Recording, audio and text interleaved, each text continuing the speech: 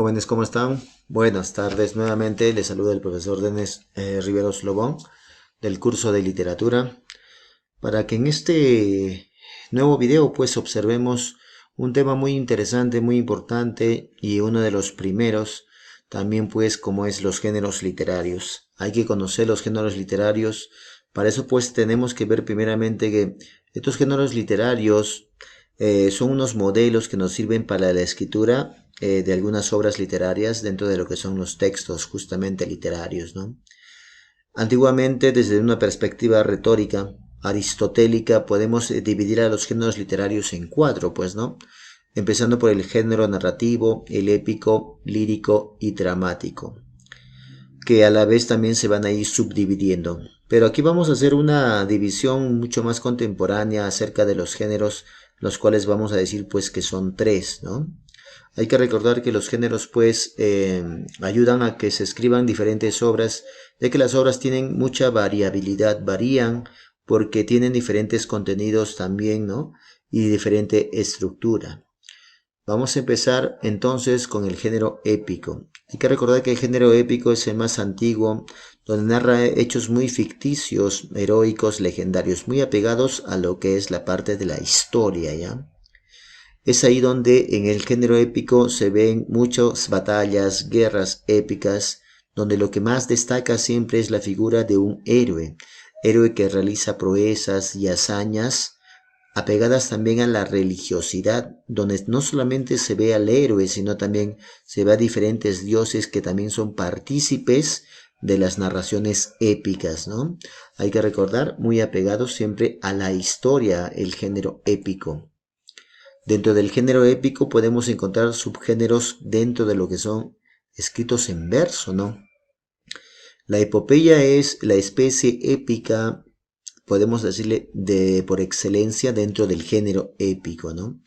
Ahí vamos a ver justamente lo que mencionamos, a los héroes, a los dioses, ¿no? Y esas luchas entre pueblos que existían en esta época. Por ejemplo, podemos destacar pues a los griegos en esta etapa de la literatura épica, en su obra La Ilíada y la Odisea, ¿no? Donde se ve justamente a los héroes y a los dioses presentes como personajes.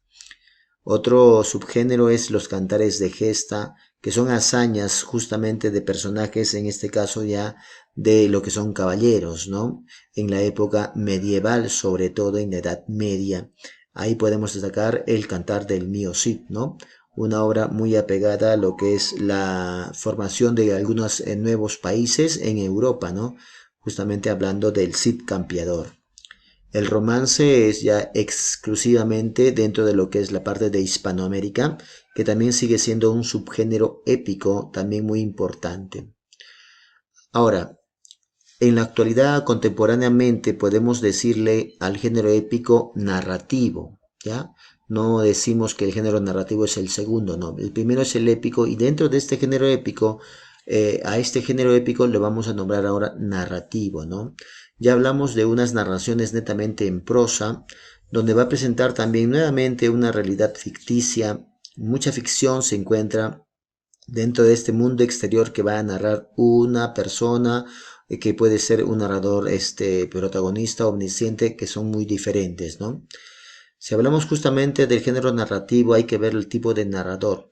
El narrador omnisciente es el que es más usado porque ese es donde se va a conocer a todos los personajes, la realidad, qué es lo que sucede con los personajes, ¿no? El narrador omnisciente se encuentra mayormente en tercera persona, por no decir siempre, ¿no? Hay un narrador llamado testigo u observador, que es aquel que simplemente va a tener cierto conocimiento, mas no todo el conocimiento como en el caso del narrador omnisciente, ¿no? Pero puede dar acotaciones de los personajes también. Tenemos a un narrador en primera persona al cual se le llama el narrador protagonista, ¿no? Es aquel que va a empezar a narrar mayormente parte de su vida, se llama biografía, ¿no? Entonces, en el caso, por ejemplo, de José María Arguedas, Arguedas narra mayormente su biografía, su vida, entonces ese narrador se llama protagonista, ¿no? Hay narraciones epistolares y cuando decimos la palabra epístola, pues lógicamente hablamos de una carta.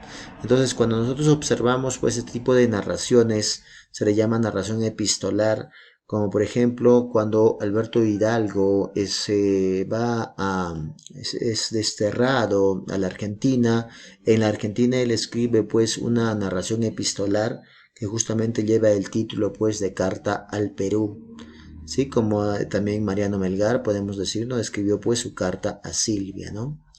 Si hablamos ya de los subgéneros narrativos, nuevamente vuelvo a recordar que los subgéneros narrativos pues tienen que estar escritos en prosa. Esto es lo característico de cada uno de ellos, ¿no? Hablemos primeramente del cuento, y cuando menciono yo el cuento, menciono pues de una narración breve, corta, ¿ya? Donde mayormente la cantidad de personajes es mínima, no tiene muchos personajes, ¿ya? Es imaginario, sí. Algunos otros cuentos también son reales o autobiográficos, ¿no? Tenemos cuentos como por ejemplo los de Julio Ramón Ribeiro, ¿sí? Como los cuentos también que escribió pues el mismo José María Arguedas, ¿no? Cortos y de pocos personajes.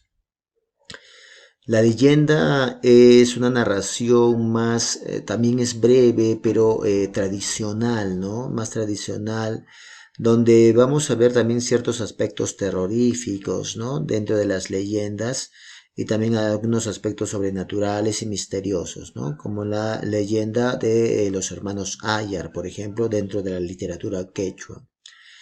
El mito, pues, ahí sí se destaca unos personajes netamente sobrenaturales, ¿no? Pero también tiene una explicación cultural los mitos, ¿no? Hay algo que explica dentro de lo que es la historia, ¿no? Como el famoso mito de Incarri, que también es muy bonito y muy importante. La novela ya es una narración más extensa, ¿no? Más extensa, donde la novela pues destaca porque tiene una mayor cantidad de personajes, ¿no? Se vuelve complicada, intensa, muy diferente al cuento, ¿ya? Su extensión hace que veamos también muchos tipos de novelas, ¿no? Hay que recordar la novela bizantina, donde se explica una narración muy complicada y aventurera, también dentro de la parte de la historia, ¿no? Hay novelas así como las novelas de los caballeros, ¿no? De la o cortesana, donde no se empieza a narrar las hazañas de los caballeros, no los amores de los caballeros en la época medieval, ¿no? Existen libros de caballerías con aventuras, muchas aventuras y mucho amor dentro de los personajes, ¿no? En los libros de caballerías. Como por ejemplo tenemos el ingenioso Hidalgo, Don Quijote de la Mancha, ¿no? Donde se ve justicia y amor. Hay novelas netamente sentimentales, sí, donde el tema principal, importante, siempre será pues el amor. Ese es el tema, entonces por eso mismo les decimos así, ¿no? Existen novelas pastoriles, por supuesto, bucólicas, agrestes del campo, donde se ve amores pues neoplatónicos entre personajes que pertenecen justamente al campo, ¿no? Estos amores que son pues de trabajadores del campo, ¿no? Que también hay muchas novelas en esta época, ¿no? Fuente Ovejuna, por ejemplo, narra la historia de algunos amores bucólicos, ¿no? Del campo. Hay unas novelas moriscas donde narra los amores y las aventuras de los antiguos moros, que también pues tuvieron cierta relación amorosa con los cristianos, ¿no? A eso se le llama las famosas novelas moriscas. Hay novelas picarescas también, sí, donde mayormente el personaje es ese pícaro que narra sobre su vida misma, ¿no? Sí, entonces también existen las novelas picarescas, ¿no? Como el Lazarillo de Tormes, que en algún momento también se tiene que ver, ¿no? Que es una obra muy bonita, ¿no? Que él mismo narra la historia de cómo él pues fue viendo diferentes amos, ¿no? Y cómo fue su picardía para poder subsistir, para poder sobrevivir en esta época que era muy terrible, ¿no? El género lírico, chicos, ya vendría a ser el segundo género, ¿ya? El segundo género, ya el lírico mayormente apegado a la subjetividad, me refiero a los sentimientos, ¿no? La parte irreal, donde el autor es el que mayormente da a conocer, pues, estas emociones y sentimientos. Escrita mayormente, por no decir siempre, en verso, ¿no? Dentro del género lírico tenemos, pues, subgéneros o especies como la oda. La oda ya es un tema muy solemne, ¿no? Muy apegado a lo que es la religiosidad, también las odas, ¿no? Como la oda al autor del mar de Mariano Melgar, ¿no? Los himnos son más patrióticos, ¿no? Más patrióticos. Cuando hablan de patrióticos, pues hablan de un himno, ¿no? Acuérdate tu himno nacional, pues, ¿no? Si hablamos de elegías, las elegías son más poemas de desgracias, de dolor humano, ¿no? Pueden ser elegías individuales propias o también una elegía que puede ser colectiva. La canción, son muy bonitas las canciones, ¿no es cierto?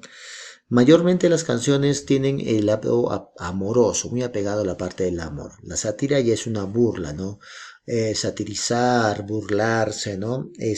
O ridiculizar dentro de un poema, ¿no? Las églogas mayormente sí también se apegan a la parte del amor, pero las églogas son muy bucólicas. Nuevamente me refiero a que son pues justamente del campo, ¿no es cierto? De los pastores, ¿no? Y un amor pastoril también, a eso se llama églogas, pero dentro del género lírico, que recuerden que tiene que estar en verso, pues, ¿no? Si hablamos también, pues, jovencitos, del tercer y último de los géneros, hablamos del género dramático. El género dramático destaca porque tiene que tener siempre unos diálogos y sus personajes tienen que interrelacionarse entre ellos, ¿no? Entonces, el género dramático, donde por ejemplo perdura, preponderante, importante, siempre el teatro, ¿no?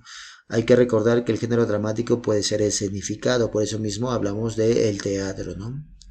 Tenemos teatro como trágico, ¿no? La tragedia como una especie dramática o un subgénero dramático, donde lógicamente pues tenemos que ver el final termina pues de una manera muy trágica, ¿no? Por eso le llamamos así. Termina de una final trágico como por ejemplo pues podemos ver la muerte como Romeo y Julieta que terminan pues en una tragedia total, ¿no? Otro subgénero es la comedia, muy opuesta a la tragedia, ¿no? Donde mayormente la comedia pues resalta por su humor, ¿no? Un humor y una burla de los personajes.